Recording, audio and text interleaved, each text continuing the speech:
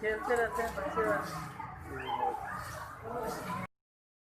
एक इसका सर पे एक मुंह पे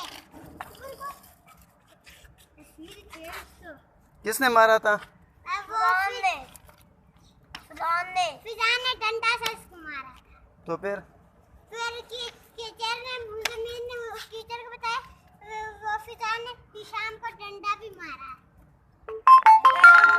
फिर वो आया फिर ये कोई आया था बहन आई थी और ओका ने मारा था।